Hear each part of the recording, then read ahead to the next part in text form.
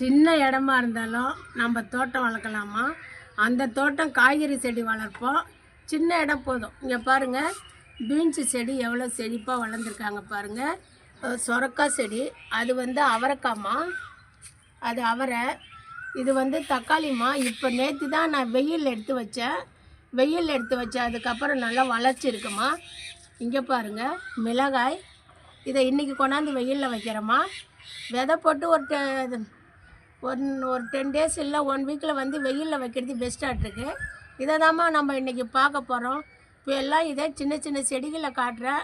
இது எதுக்காகனா, நீங்கள் சின்ன இடத்துலையும் தோட்டம் வைக்கலாம், அது காய்கறி தோட்டமாக வைக்கலாம். இப்போ வந்து சின்ன செடிகளாக நம்ம பார்க்குறோம்மா, சரிங்களா? இப்போ இந்த ஸ்டேஜில் தாம்மா இவங்க இடம் மாற்றணும். எந்த அளவுக்கு வளர்ந்துருக்காங்க பாருங்கள். பூவே வச்சிட்டாங்கம்மா.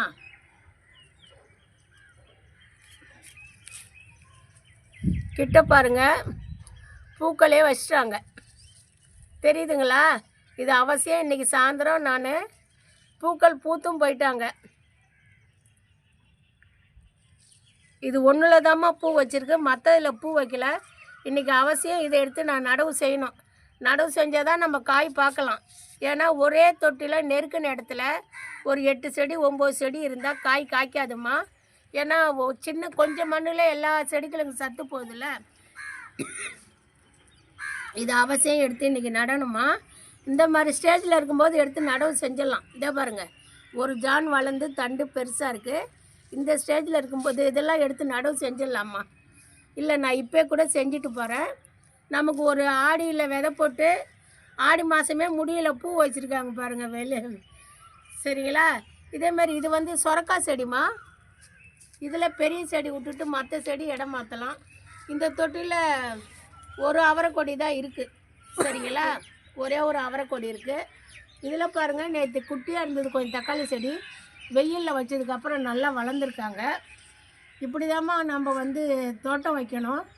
சின்ன இடமா இருந்த தோட்டம் வைக்கிறது. நம்ம காய்கறி தோட்டம் வச்சா காய்கறிகள் நம்ம வீட்டில் 2 மிளகா பறித்து சாப்பிட்டாலும், அதனோட சட்னி வச்சாலும் அதனோட டேஸ்ட்டே தனி தான். அதனால் நீங்கள் தோட்டம் வைக்க கொஞ்சம் முன்படுங்கம்மா. இப்போ கூட விதை போடலாமா. இன்னும் ஆடி மாதம் இன்னும் 4 நாள் இருக்குது.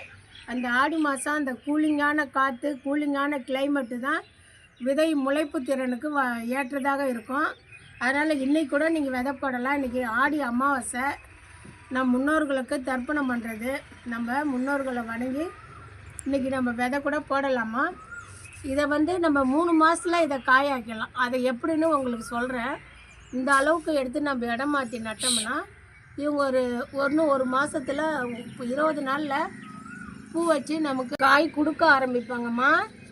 இப்போ இதை வந்து நம்ம இதை எடுத்து நம்ம மாற்றி வச்சு இந்நேரம் நம்ம தொட்டி ரெடி பண்ணியிருக்கணும். இல்லை, ரெடி பண்ணி வைக்கலாம், ஒன்றும் பிரச்சனை இல்லை.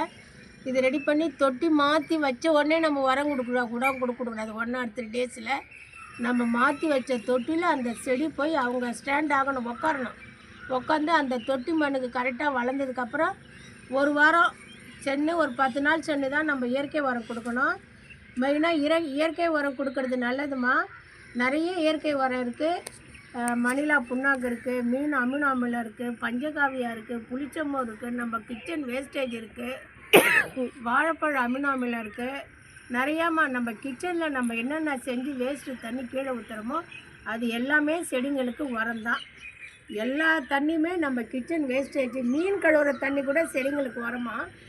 மீன் கழுவுற தண்ணி கூட பக்கத்தில் செடிங்க இருந்தால் செடியில் ஊற்றலாம். ஏன்னா மீனில் உள்ள குடல்லாம் கழுவி தண்ணி ஒரு மாதிரி ரத்தம் கலர்ந்த கலரில் வரும்.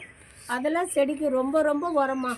மீன் கழுவுறது, இறா கழுவுறது. ஆனால் அந்த தலைகளெல்லாம் தான் கடக்கூடாது. அந்த தலை வாலெல்லாம் ஆயிடுறத அப்புறப்படுத்திட்டு, செதிலாம் அப்புறப்படுத்திட்டு அந்த தண்ணி மொத்தம் செடிங்களுக்கு ஊற்றுறது ரொம்ப வசதியாக இருக்கும்.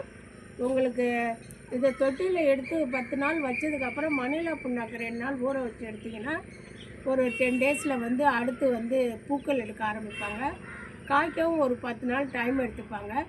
நம்ம கண்ணு முன்னாலே விதை போட்டு அந்த செடிகள் வளர்றது, ஒரு பூ வைக்கிறது, ஒரு பிஞ்சு வைக்கிறது, ஒரு காய் காய்க்கிறது, நம்ம காயை பறிக்கிறதுலாம் நமக்கு ஒரு அலாதியான இன்பம் தான்.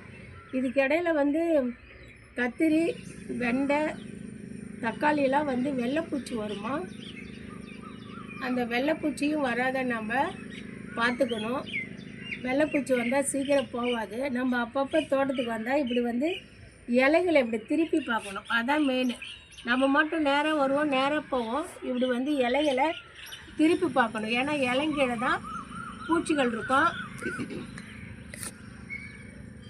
அதனால் நீங்கள் வந்து காய்கறிகள் ஏதோ 1-2 ஃபஸ்ட்டு நீங்கள் வைக்க ஆரம்பிச்சிட்டிங்கன்னா உங்களுக்கு விருப்பம் தானாக வந்துடும். ஒரு 4 செடி ஒரு 5 செடி நீங்கள் வீட்டில் வாங்கி வச்சு அதனுடைய வளர்ச்சி அதனுடைய ஆரோக்கியமான வளர்ச்சி பார்த்த உடனே இன்னும் 2 செடி வைக்கணும், இன்னும் 2 செடி வாங்கணுன்ற உங்களுக்கு ஆர்வம் வந்துடுமா. எனக்கும் இந்த மாதிரி ஆர்வம் வந்து தான் நான் ஒரு 8-9 வருஷத்துக்கு முன்னே தோட்டம் வைக்க ஆரம்பித்தேன். இன்னமும் இந்த தோட்டங்கள் வளர்ந்துட்டுருக்காங்க. இப்போ தான் எனக்கு வந்து கொஞ்சம் ஹார்டாக இருக்குமா, என்னால் செய்ய முடியல வேலைகள். ஒரு மண்ணை மாற்றுறது, கொள்வது, தொட்டியை தூக்குறதுலாம் அதெல்லாம் முடியல. இந்த மாதிரி நீங்கள் செய்யலாம்.